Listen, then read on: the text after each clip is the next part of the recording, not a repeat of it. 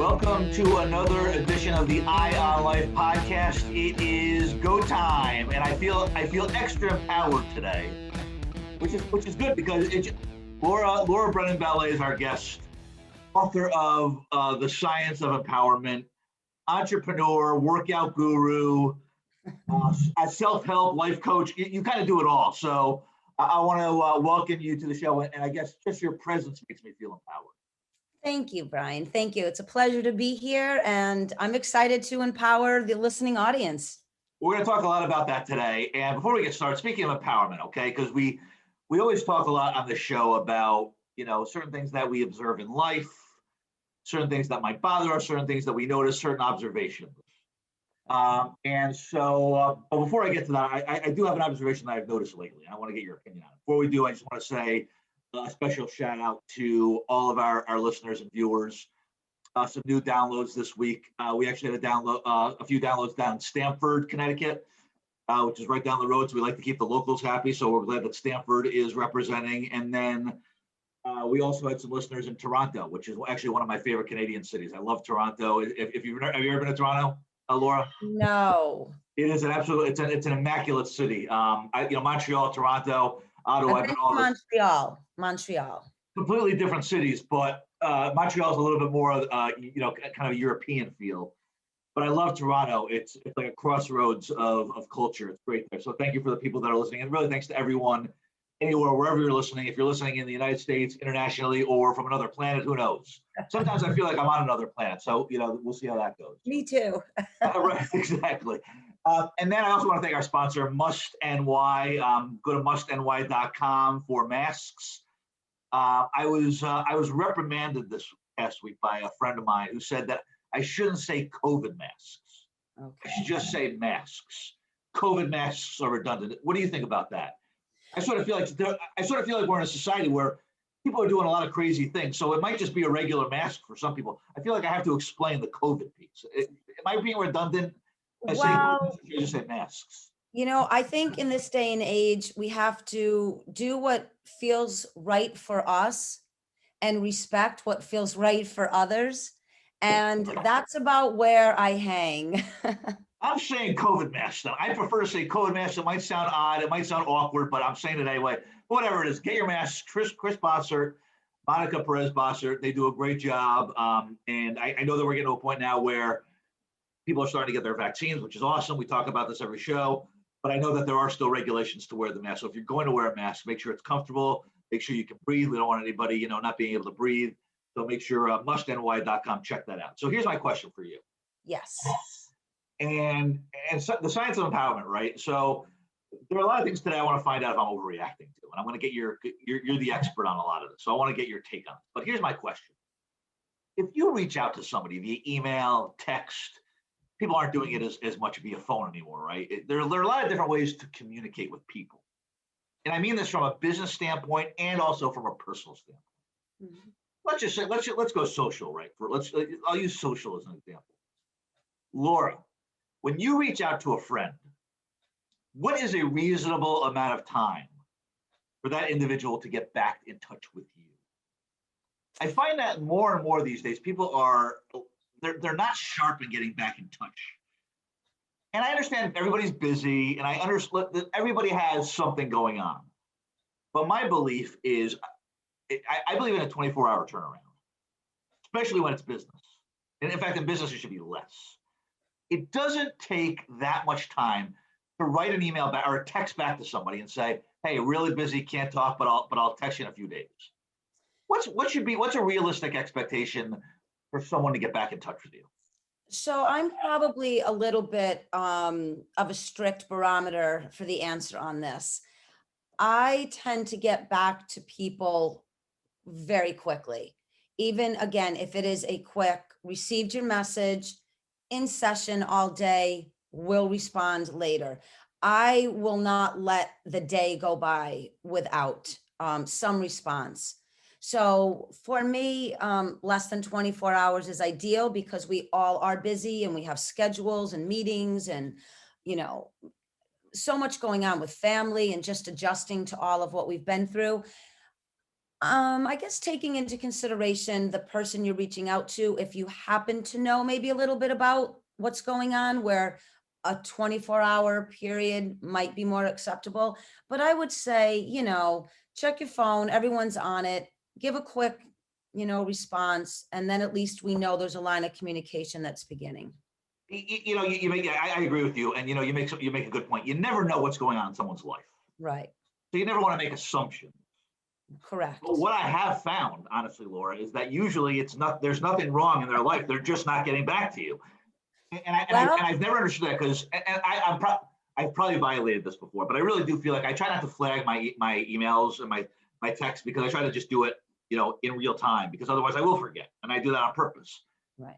Even if it is, even if it is just getting back and saying, listen, I can't really talk. I'm really crazy busy right now. I'm working on this proposal. I'm working out. I'm whatever, this, that, or the other.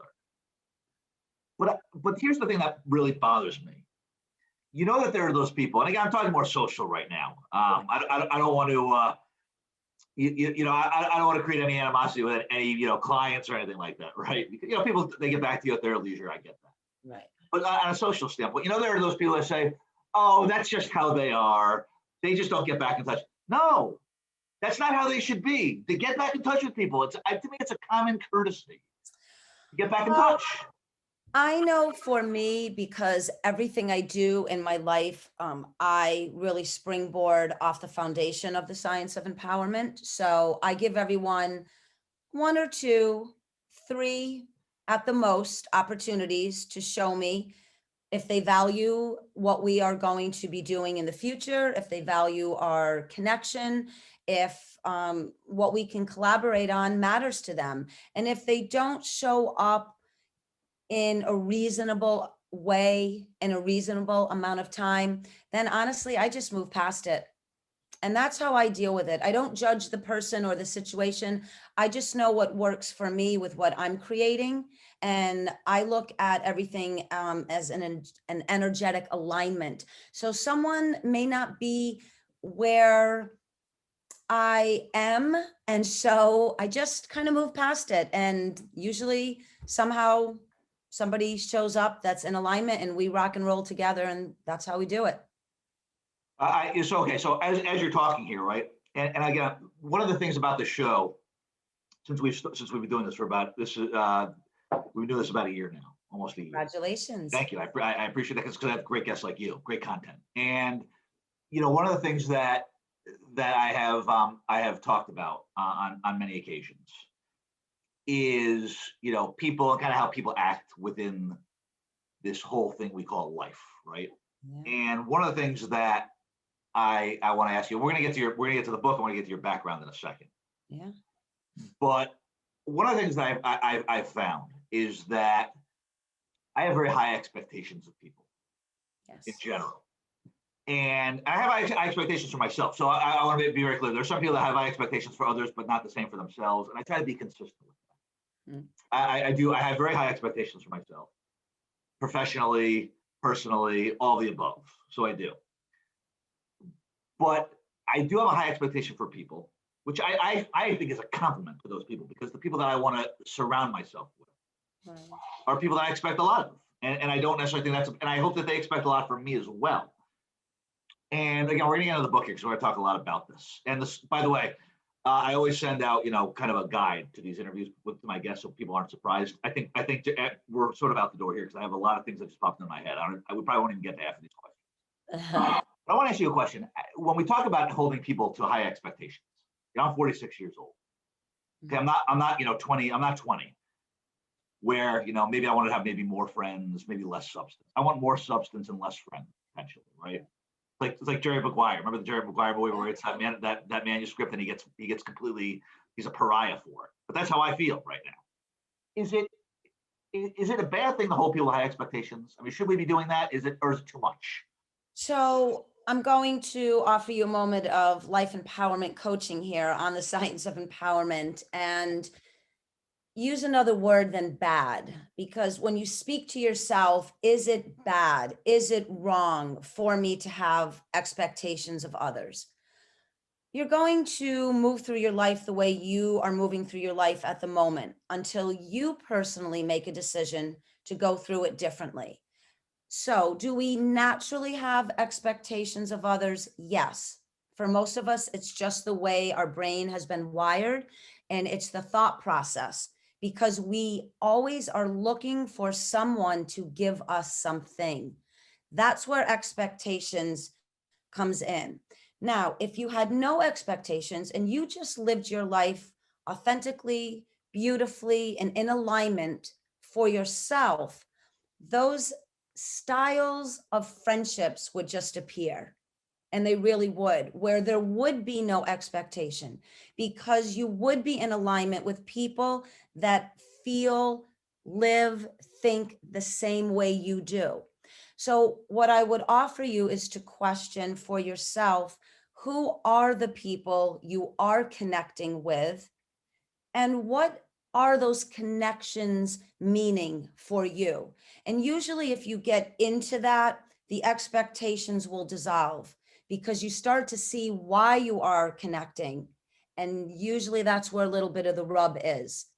I don't know if that helps, but for me, if I meet you, I have no expectations from you and of you. I'm already good. I'm already solid because I live by a set of principles that work in my life. When I apply them, everything falls into place. So I'm able to just let you move and I move. And if it works and we grow and advance together, beautiful. If we come together for one meeting, it's all good. Yeah, that you raise a really good point. And the thing that I do like about the science of empowerment, which we're going to get to in a second here, I do like the fact that it sort of forces isn't the right word, but it sort of it engages you through maybe through a different lens, Absolutely. which I like. And let me say this though, because this is kind of again we're gonna get to the introduction here probably 45 minutes into the show. That's We're gonna okay. get there in a second because I do want to lay the groundwork of who you are and what you do. But I guess expectation might not be the right word. Mhm. I don't know what the right word necessarily is, but but the people who I, want to be around are people who are, genuine, authentic. I, I don't know if that's an expectation or not. But I just sort of feel like, you go through life, right? And you have different phases within your life. Yes. And you're not, and again, when I say you, not you, us, right? When we live our lives, we're not always perfect. We're not always where we need to be. I'm not saying that I'm everyone's cup of tea, right? To hang out with or even the show, right? I get that. I understand that. But as I've gotten a little bit older, and I say wiser in quotes because that's all relative, right? For me. But I sort of feel like I just want authentic, genuine relationships. I don't know if that's an expectation or not. I just don't want I want some substance. I don't necessarily need to have, again, as I was saying before, I don't need to have 30 friends and maybe 3 of those people actually there for me if I really need them. You know So what I mean? let me ask you, are you yourself in a space of genuine authenticity? Are you yourself in a space of that genuine offering of who you are as a friend and anything else? I would just say be aware of what it is that's floating around in your mind and maybe what you are looking for to connect with outside of yourself, and just become more accountable to who you are first and foremost. And usually, Brian, when we are working within that phase and process and experience of our life, all of that will just fall into place. And it really does. The authenticity and the genuineness of connectivity really just somehow begins to come into your life. Well, I want to address that question that you asked because it's a great question, and I think it's a question that everyone should ask. But let me ask you this. I'm going to sort of, I hate answering a question with a question, but I sort of want to throw it back because how do you really answer that question? Because you could, I mean, I think that I don't have statistics on this. I don't know if most people are self-aware or not. I'm not going to sit here and judge them. Correct. So for me right now, like I feel like in my life right now, I feel like I'm in a fairly authentic place. You can talk to several people that know me that might say, no, he's not. He's completely not self-aware. You might talk to some friends and be like, yeah, he's absolutely, what you see is what you get. So I think it's tough to answer that question because I might sit here and say yes. Somebody else might sit there and say, oh, yes, he is. But then somebody else might say no. But who's right and who's wrong? It So I seems very want subjective. I want to remind you, no right and wrong. Take that out of your lexicon. No Okay. right and wrong. Look at life in a positive and negative way, because negative doesn't mean bad or wrong. When you say something is wrong or bad, there's almost this process that your mind begins to go through. When you say negative, your mind automatically knows, okay, I can be aware of what is negative about that connection, but I also can recalibrate it a lot quicker than if it was bad or wrong. If you know that you are an authentic human being, you won't question it. And it won't matter if Sally thinks you're authentic and Joe thinks you're unauthentic. You will not continue to have a connection with Joe, because if you are aware and you are living up to what could be your potential and your probability of life, it won't matter if someone else thinks you are not. As long as you know you are living in your best version of your best self, and you're consistently working towards that, everything else will fall into place. And yes, as we move through different phases of our life, different ages and stages and experiences, there's going to be a little bit of that give and take, and positive and negative play out. Just stay true to who you are and what your value system is and what is important for you and the people that you're surrounding yourself with. And those that fall away from your life, that's what happens. So we hear the word life coach a lot these days. Yes, They're a life coach. I feel like there's a coach for everything.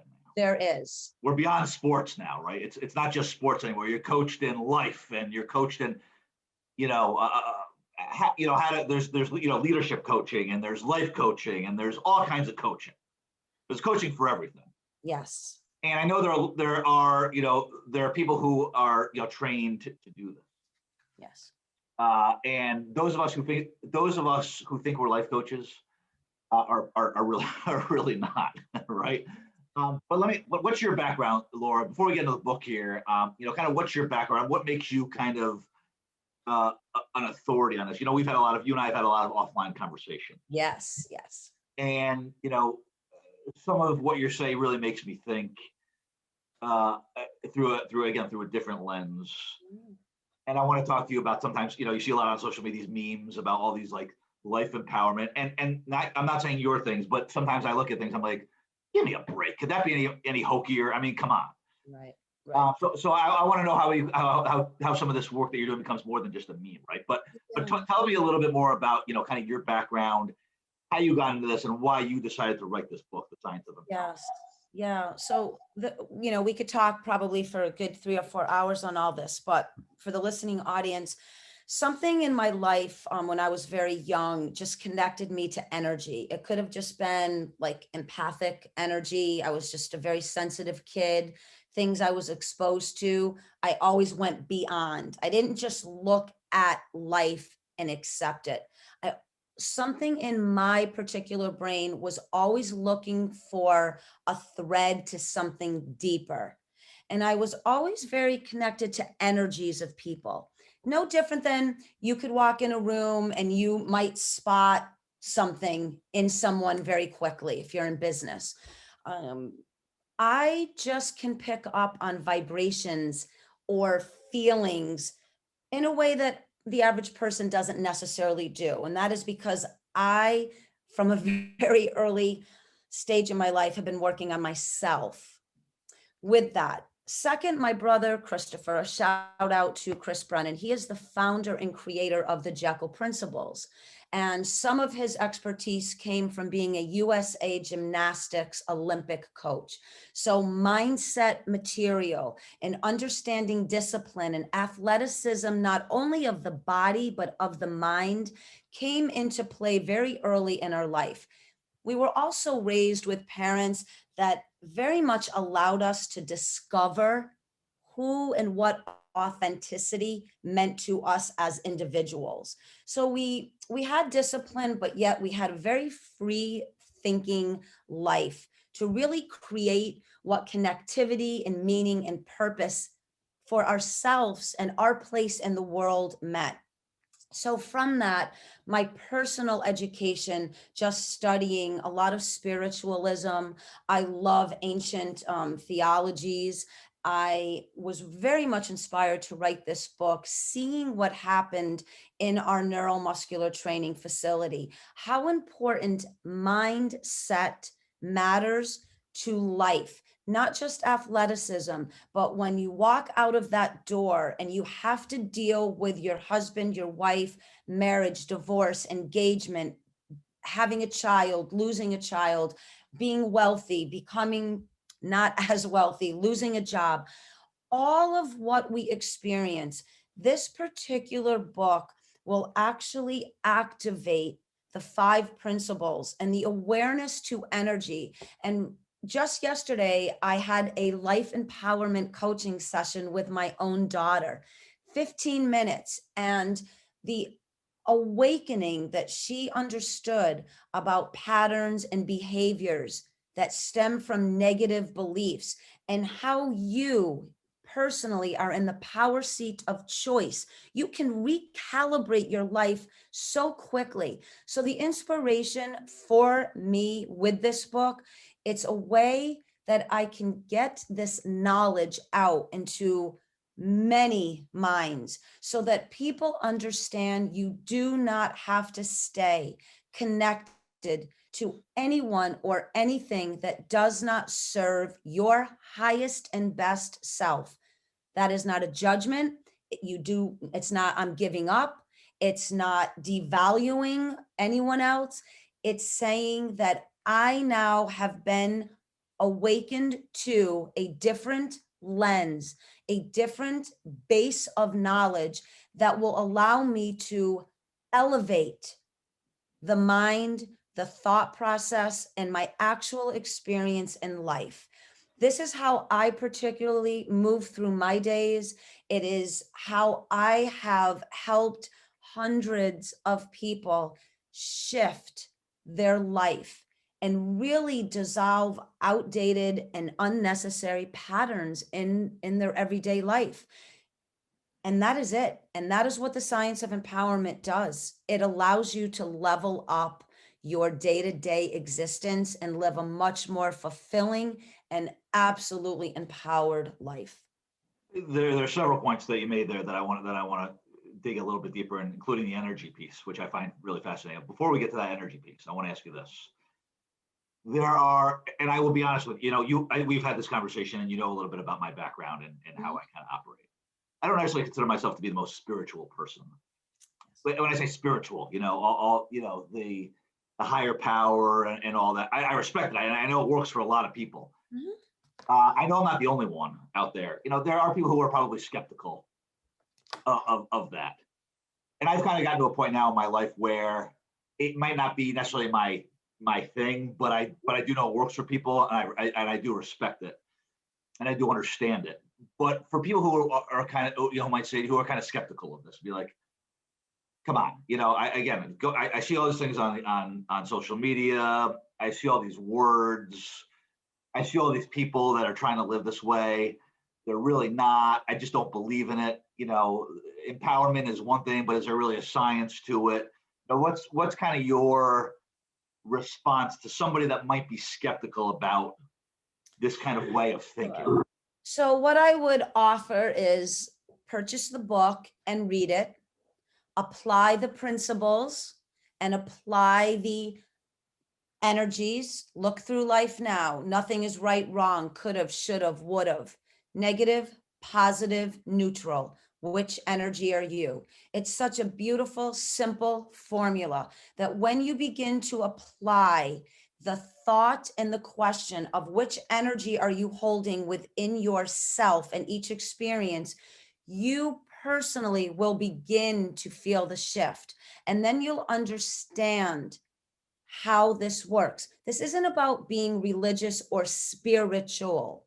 This is about raising the idea of consciousness and thought, and whatever consciousness means to you. It could be, I've accumulated a great education. I have 5 degrees. And that is how I connect to a higher learning system. The science of empowerment is just more knowledge. Look at it like that. For whoever's skeptical, read the book. Let me know how you think and feel. I have this very cool thing. When you buy my book, I give a 30-minute free life empowerment coaching session. So you come to me and you're skeptical. What is it? What's bothering you? Where's the rub for you? And we start to begin to peel back actually what it is. And I do have people that come to me. How does this work? I only believe in the Big Bang Theory and nothing else. And I need science to back up what you're saying. Okay, we begin to look at that. What is it about that thought? Is that a limiting thought? If you did not open yourself up to other possibilities, how will your life turn out? So we just start moving in different directions. And what I personally find, Brian, is the people that have read the book, say such as yourself, that maybe is, well, I see all these catchwords out there. We start to work on why and if and how those words are affecting you, and open you up to a different thought process. And from that, you just naturally will start to open up, because I will tell you one thing, no matter how far back you go in, and science will tell you, human condition is here to evolve, period. What does that self-evolution look like for you? The science of empowerment is an answer for those who are willing to expand their mind. And that's what I have to offer. And it's not, and I just want to be very clear here, based on what you're saying and based on what I know of the book and kind of this way of thinking, it's not preachy. It's sort of, it's not like, it's not cookie cutter. It's however your personality is, however you're wired, it can be made applicable to you. You can take it as deep as Absolutely. you want. You can take it as light as you want.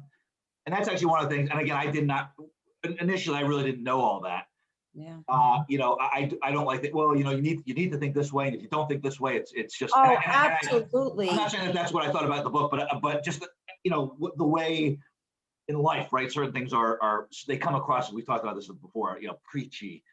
And then, but the way I like the way this is sort of structured, because it can be applicable to whatever your needs happen to be. You can have Anyone, exactly anytime. You as a businessman, you as a right. podcaster, if you read the book, you would be sparked, and you would just look at things in such an expansive way. What the science of empowerment does, and really it's the J3 equals E. That's the 5 principles, the 3 fields of energy equals empowerment. What this book does is opens your mind. How you move within that expansion is on you. You are in the power seat of choice. This book just brings you into this amazing awareness of how capable and strong you are as a human being. There is nothing in the book that tells you how to be. It is a book that Right. offers, if you are willing to expand thought, how you think about thought. The cool thing I love about this book, and even when I talk to people, is you get to become a designer of the architecture of your own mind. So many of us go through life being told what, how, who. School tells us, religion, politics, right? Everyone around us is always telling us, you need to fit into this lane or else. The beauty of the science of empowerment is there to remind you it's your lane. You can construct it exactly how you want to. Now, in society, we have to stop at red, don't turn right, all of these certain things. Of course, we have to abide by a value system as a collective community to keep chaos at bay. But when it comes to creating relationships with yourself, with your parents, with your spouse, your partner, your business, especially our children, when you read this book, you realize how creative and how powerful we all can be, and we get to create what that looks like. This is a reminder of how strong how capable and how powerful you are in your creation of your life, not someone else's. I want to ask you about energy Yes. because, and I am absolutely intrigued by energy because I actually have noticed, over the past year or two, I have actually noticed this energy where you meet somebody and, I sort of feel like, you know, some people think they're good judges of character, some people are not. That's independent of this, but there are certain people where I am talking with them literally for 30 seconds and I'm like, this is awesome. I can like feel this. I'm going to be friendly with this person for a while. I want to be partners with this person for a while. And others, you just don't feel that. I'm going to use an example here because I think a lot of people can probably relate to this, but I have some, I mentioned before my expectation of people. And when I say that, I don't mean to sound like on a high horse. I want to be very clear that I'm not on a high horse saying I'm perfect and everybody else needs to follow me. That's not what I'm saying. What I'm saying is that I just want to be around people who have similar values that I have, and that's all I'm saying with that. Right. But I do have some great people in my life. I have some friends locally who are great. I've done a show with my three of my high school friends who I've known literally my entire life. That's And fabulous. so when we talk about energy, right, and we talk about who we have good energy with and who we feel comfortable with, Mm. which I think also plays into it. Talk if you could just talk a little bit about that energy because, and here's a scenario, right? There are times where I will talk to someone and you get just sort of an uneasy feeling for whatever reason. It's not that they're a bad person. It's not that they are not a good person. They might have similar values to you, but there's just something that seems to be not just missing, right? Part of that energy field or whatever that it seems to be missing. Mhm. And the funny thing I always find is, and sometimes it's more extreme than others. You can meet somebody and they're a complete jerk, right? That's a little more extreme. But I find it funny because oftentimes you'll feel that way, like a nice person, but there was something that was just a little off. And then you're like, but it was probably just me. And then you'll talk to somebody else who says, you'll be having a conversation. Not that you're necessarily gossiping about that person, but you might be having a conversation and you might say something, and yeah, I got that same feeling. How does, how does that energy piece work? Because I always find that fascinating. Like, God, thank God it wasn't just me that felt that way about that interaction, or maybe that was a little awkward, or maybe that was a little odd. And I know everyone has different personalities, right? Everyone has different social cues. But what is energy, and is it a real thing? Well, yes, Feels like it is. scientifically stating, yes, energy is in everything. It's Right. either, again, it's condensed, constricted, it's, compounded, or expansive.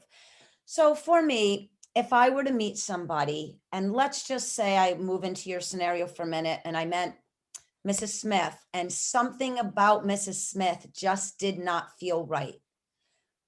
The way I move through my life is I run through my principles very quickly.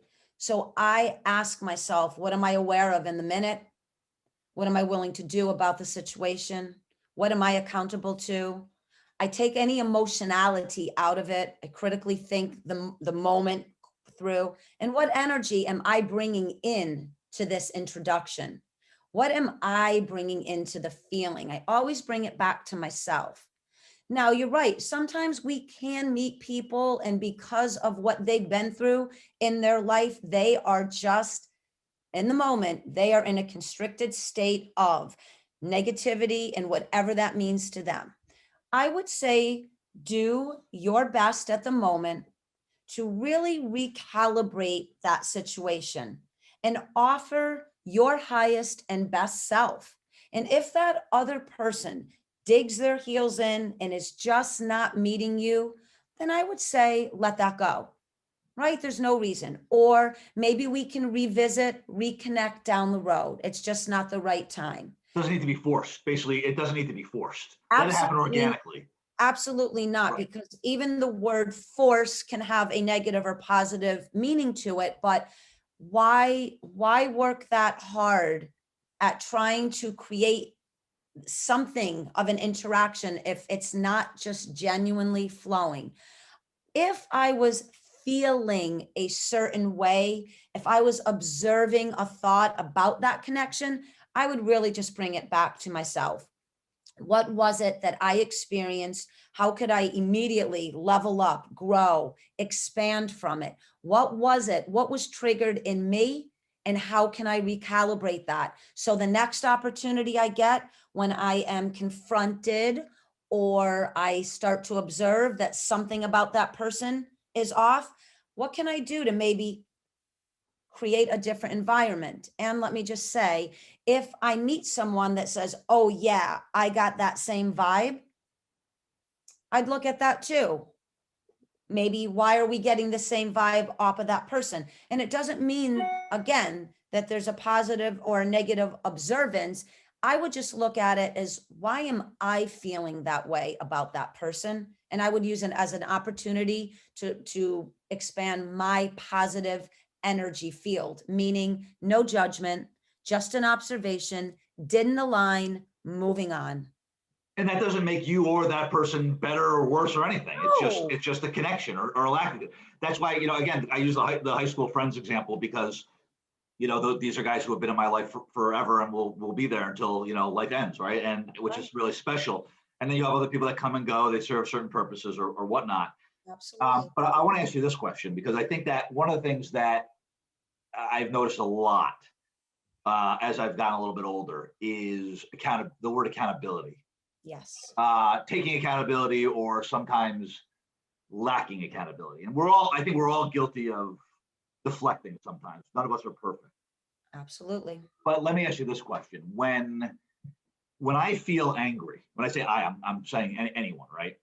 When I feel angry because of an interaction that I had with somebody, when I feel anxious because of an interaction that I had with somebody, if I feel sad, and let's even say, happy, right? But let's use some of those other, adjectives. I'll use the word anger because I would say, a lot of people access different emotions, right? Different people access sadness. I don't really get sad. I usually get angry, right? That's usually the first. I'm working on that. But to the point of accountability, Laura, let me ask you this: Mhm. if I have an interaction with somebody and I feel angry after that interaction, and somebody says, "Why are you angry?"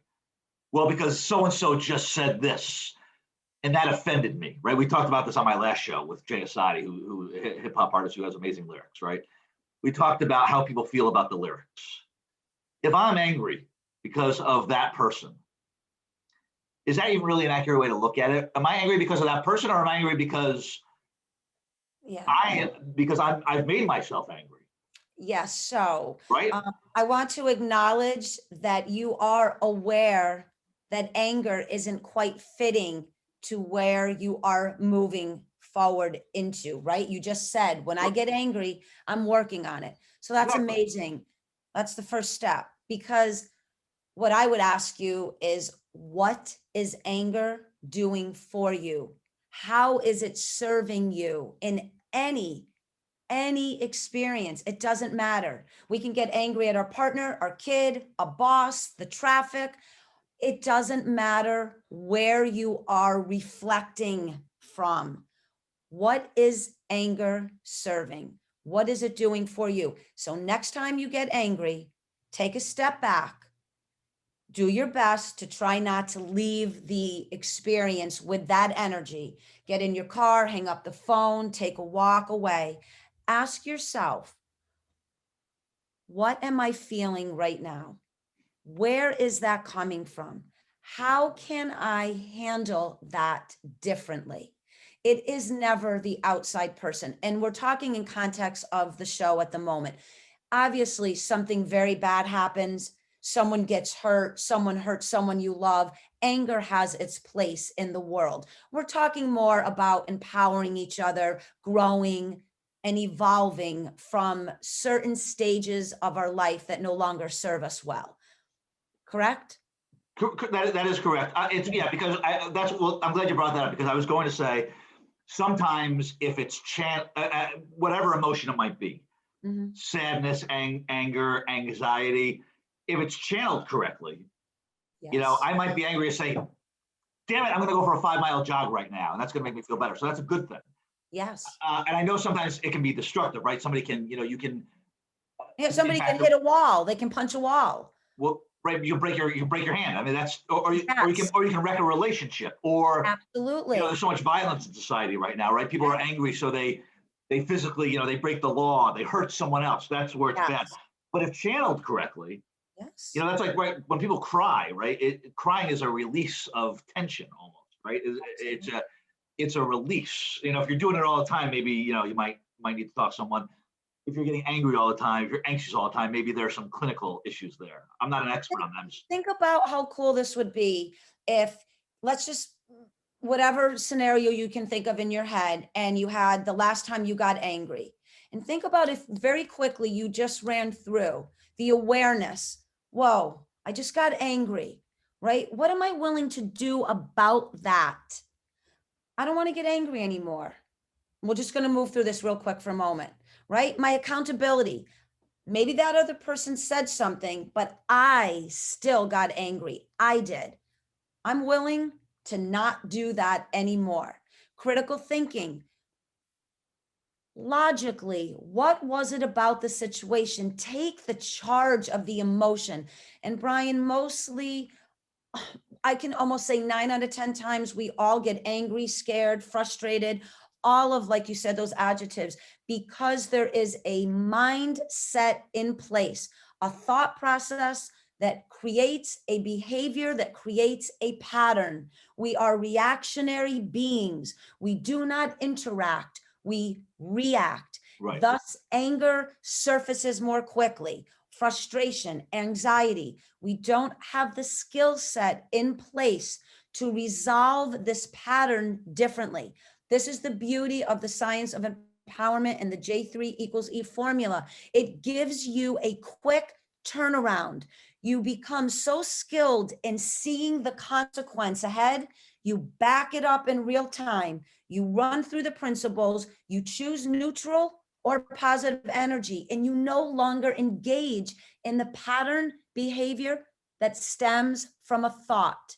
You are starting to create new thought, new behavior, new pattern. Before, you would get angry, you'd scream at your spouse, you'd punish your kid. Now together, you look at one another, breathe, right? Just to break the pattern, let's become aware of what we're doing in this moment. And then you start, I do it all the time. I live this in my own family. I have a 17 and a 20-year-old. You want to talk about two girls, social media, impact, influence. We run it all the time.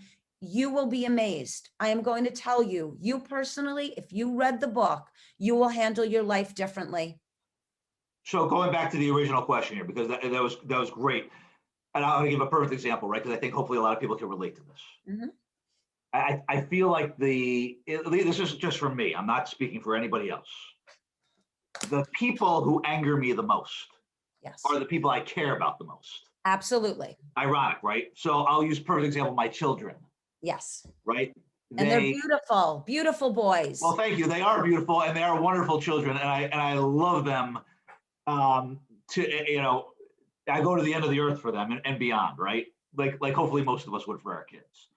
Yes. But they're the ones who probably anger me the most of anything or anyone in my entire life, because there's They constantly don't meet something. your expectations. That's why we have expectations of these little human beings. Okay, but so this leads me to my question, right? So food is always a big issue in our house.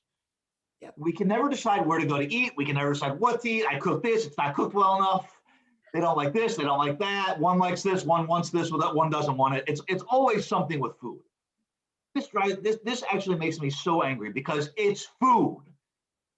Eat what's put in front of you. Most of us grew up in a time, and I feel old when I say this. Like I walked to school in the snow uphill 3 miles. I'm going to sound like like an old man here. Eat your meatloaf and green beans. And right, fix your vegetables or no dessert.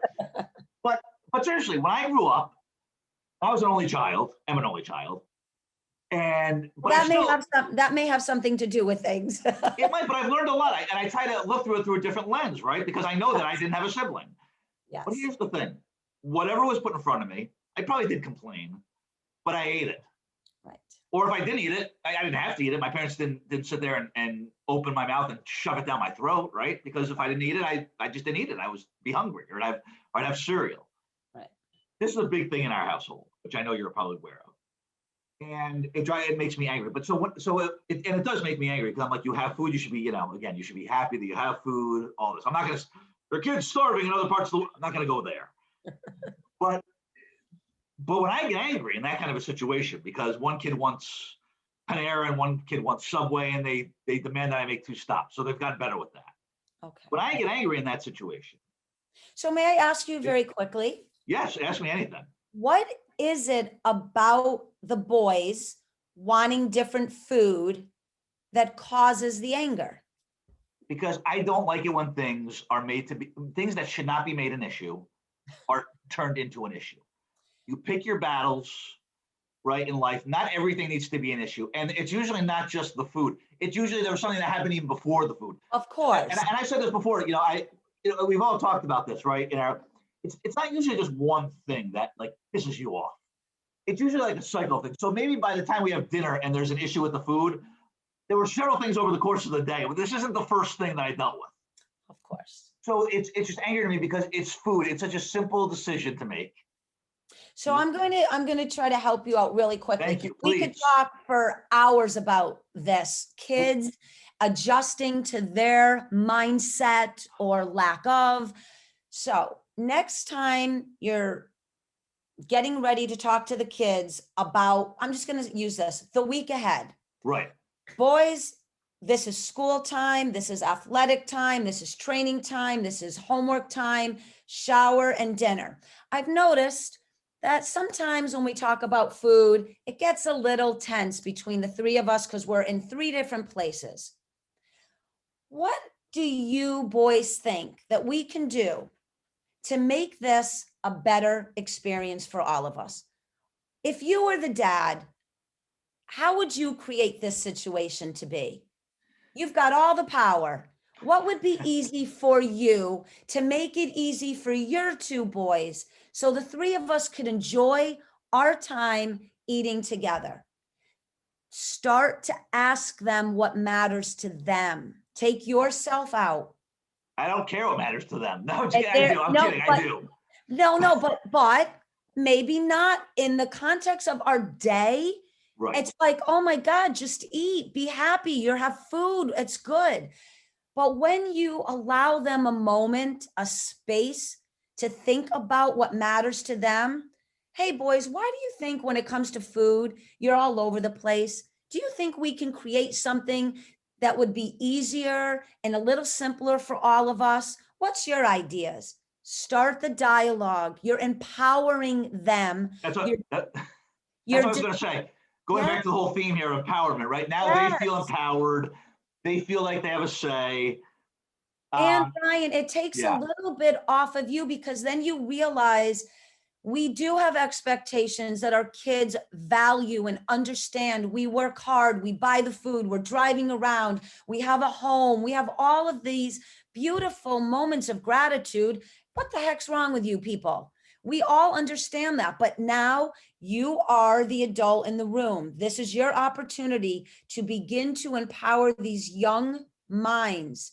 Hold up. This doesn't have to be complicated. This doesn't have to be a negative environment around food. How can the 3 of us work together and really make this something that matters? So when we come together to think about food, pick up the food and sit and eat, it's a pleasant experience for all of us. Start recalibrating the environment. Dinner is the worst meal of the day. I am sorry, even independent of the children. I'm sorry, I'm digressing a little bit here. Dinner should be made much easier. It's the end of the day, you're tired. Sometimes you go out, you don't want to go out all the time. You try to eat healthy, you have to cook, you have to clean up. But I will say that you're totally right. And I have actually worked on this a little bit. I try not to get angry. And one of the things that has actually really helped is, and I used to kind of used to be like a free for all. It could be like 4 o'clock. Hey, what do you guys want to do for dinner? That kind of thing. But now it's more planned to say, okay, Friday we're gonna do, we're gonna do wings, right? You love wings. We know that's a meal you love. Saturday we'll go out. I know you like to go out once a week. One of the nights I know you like shrimp scampi. I'll make you a scampi, right? So that has worked, and we're having less of an issue. But I think that what you're saying is, try to instead of having it be, try to control it a little bit more. Accountability, right? It's my accountability not to get angry, but to maybe take the energy of anger and put it towards Empowerment. Transform that into empowering your kids and yourself and your home and your environment. Always ask yourself, what can I do to add value into this experience? It takes that constrictive state of thought.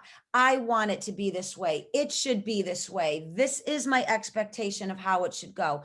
When you ask how I can add value into every experience, you start to step back, and this expansion just naturally occurs because you begin to think about others differently. You become less, they become more. And in that interaction, we both become more valued and valuable to each other. If that makes any clarity to life in general. It does actually. And I think that, again, I try to take, because anybody who's watching or listening to the show, just like anybody who will read, read your book, everybody will interpret, 10 people read it, right? And 10 people will interpret it differently. 10 people will take away something different from the book. Yes. And it's not, and this is, I want to be very clear, this is not just about, obviously this is a good opportunity for you to promote the book, which is great. I want you to be very successful. In fact, in a second, I want you to give the information where people can find it, where people can find you. But this is really about kind of relating this to life as and people can pick and choose what they want to do. People can, if you read the book, great, take what works for you, leave what doesn't work for you. I mean, that's kind of the way the book is structured. It will absolutely fundamentally change your mindset. It will knock on the door. You will answer it, because the way the book is written, it actually creates new neuronal pathways in the mind, just by, as you said, the natural mind hungers for new information. It hungers for knowledge. The brain feels the connection to newness, to expansion. And I have never personally met one person that wants to stay in a negative environment or a negative pattern once they are made aware that there is an option, there is a path away from this behavior. Most all of us, it's human nature to grow. It really is. I'm not saying that growth is always simple, but the science of empowerment and the J3 = E formula, Brian, it absolutely clears the path. It is not complicated. It works. It is empowering. You can apply it to every moment of every day, of every experience, and you will be amazed at what begins to happen in your life. I wish I could give the book to every single human being, because we would have a very different world in a short time. And again, I want to be very clear here, because, science of empowerment and a lot of this, it's, the thing I give you a lot of credit on too, as far as, first off, I think I've said this before, writing a book is something that I think is one, and we could do a whole show on just the fact that you wrote a book. I mean, that's a whole topic in itself. We'll have you back on for sure. Awesome. But writing a book is a true, is a true. Yeah, it's a feat. It's a life accomplishment. It really is, because not a lot of people are able to do it. One of the things that is really impressive about the book and what you've done is you've really put yourself out there. Yes. Okay. We've talked about wearing your heart on your sleeve. You have put yourself out there, because this is the kind of thing, right? The science of empowerment that people are going to look at. And as I said, the skeptics, right? They're going to have people that buy into it and say, yes, that's awesome. I love that. You're going to have people that are skeptical and be like, this is, this doesn't work. I don't know. You'll have people that say, it sounds like a cult. I'm just saying, people will think that. There are people who will think that.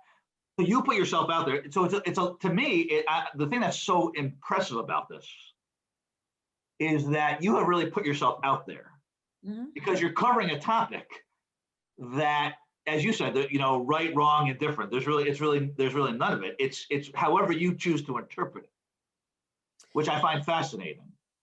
But let me ask you this question. You go ahead. You want to say something to that? Well, yes. So I'm going to back up, because the word cult has a very negative energy to it. And Jekyll and our neuromuscular training facility. And this book is absolutely in opposition of anything of what that would be. Right. This is such a positive environment for health of mind, health of body. There's a discipline and a willingness that needs to occur to become a human being that adds value into the collective community. Cult is very constricted and private and secretive. The science of empowerment is full on expansion. It welcomes every human being to understand what their personal highest and best looks like for them. The science of empowerment puts you in the power seat of self, which then allows you to give that, grant that, gift that opportunity to everyone else you come in touch with. It really is about how, yes, you interpret the book and what that means to you. And I have hundreds of people that have texted me, emailed me. I'm now life empowerment coaching off the book. And I have not come across one individual that their life has not fundamentally elevated within this reading. So it is about self-empowerment and elevation. But again, I'll go back to my brother who created the principles. When you raise Olympic champions, the mindset and the willingness, the discipline, the critical thinking, the accountability, the awareness to what it takes to become an athlete of that caliber is what I want the readership to understand. You become champion of your life, and whatever words fit for you, that's okay. But this is really about an awareness and awakening to understand there is so much more to you than you know at this moment. And that is the gift that I want to give through the reading of this book. And I'm glad you gave that explanation, which is why I wanted to intentionally use extreme words, because there are so many people out there that look at things through so many different lenses. And when you say science of empowerment, Yes. there's a lot of interpretation there, Yeah. which is why you need to read the book to figure out how it works best for you. But where can people find, you're all over the place now. I mean, when I say all over the place, I don't mean with direction. I mean, you're out there with the book, you're out there on the social media, you're all over. So where can people find the book? Where can people find you? Fabulous. Yes, I'm actually just also just a caveat. I've just been asked to be on the board of a phenomenal stem cell company, and we're merging the book with health products, because understanding that emotional health, mental health, physical health, we're all in a very, very important time for mental well-being and overall wellness. So I want everyone listening to understand this is a book that will absolutely bring you to an awareness that for most people has yet been discovered. You have an open mind, expand your mindset, read this knowledge, apply the principles every day, and you will absolutely see positivity surface everywhere. And I am such a happy kid every moment, pretty much of every day, because of this. So you can go to www.thescienceofempowerment.com. You will see everything you need to know. My personal number is there for you to call. You can text me, email me, order the book, reach out to me. Now I'm life coaching on the executive level, corporate level, personal level, because people really are understanding, why am I choosing to stay in any state that is not allowing me to be my highest and best? And the science of empowerment is absolutely going to activate your personal journey to what that looks like for you. And again, it's the thing that's so, I think, you're very unique, because I'm a marketer, right? So we talk about what's the differentiator. But I think this book is good for anyone, because again, everyone will look at it through a different lens. And I live this every Yeah. day. This is why this is an authentic message. I didn't write a book to sell you something. Right. I have personally experienced a life of empowerment. And now I want everyone to know what that feels like, but their individualized self in what that looks like. Not what I'm telling you. I could never tell you what empowerment means to you, but the Right. science of empowerment will grant you the opportunity to discover and explore what it will be for you. And that's the amazing power behind the J3 = E formula. Yeah, it is fascinating because there are not a lot of books out there that, it's funny because the book is written, by you, Mhm. but everyone, as I said, everyone who reads it will interpret it differently. Everyone will apply it to their life differently. And that's kind of luxury. Some people might be hardcore on it. And some people might be like, I'll take a couple of the points and that helps me. So I think that's great. That's what I love about it. Everyone will get something of value. One of the principles may just be something that changes someone's life. They may go to a job interview. I've helped people keep their marriages together. I can't tell you the stories of what's going on. I had a client that was suicidal. It is amazing because it's in us. I'm going to leave you with this. We are all born into this world in a genius state. We are. The potential for what we can achieve in this life is so far beyond where we stop as individuals. And this is my message to everyone. Read the book. It will awaken some aspect of you knowing that you have something in you that is deep, profound, purposeful, meaningful, beautiful, and valuable for yourself, for your inner circle, and certainly how you find your value in this world as a collective family, because energy is in everything. And what we bring into each environment affects and ripples out to the whole.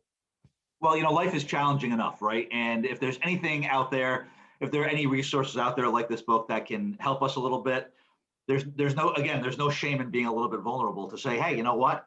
I'm reading this book for entertainment, or I'm reading this book because I think I need maybe a little bit of insight on this. So Laura Brennan Ballet, again, entrepreneur, author, fitness guru, you do a little bit of everything. I know you're very busy. I appreciate you taking the time. I felt really good energy on the show here.